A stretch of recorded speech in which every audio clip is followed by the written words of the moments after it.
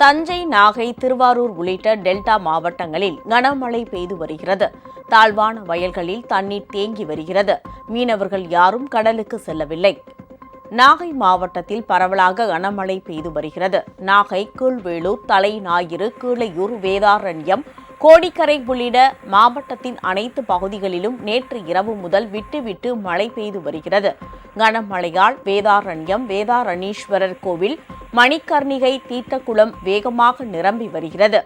மயிலாடுதுறை மாவட்டம் தரங்கம்பாடி தாலுகா பெருமாள்பேட்டை பகுதியில் கனமழையால் குடியிருப்புகளை வெள்ளம் சூழ்ந்து உள்ளது.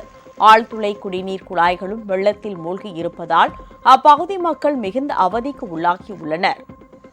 450 கிராமம் இந்த ஊரில் வாழ்ந்துட்டு இருக்கோம். எல்லாமே மீன் கடற்கரை நம்பி தான் வாழ்ந்துட்டு இருக்காங்க. இந்த மழை காலத்தில் இந்த ரோடு 12-13 வீதி இருக்குது. 12-13 வீதியுமே ஃபுல்லாக தண்ணி நிற்கும்.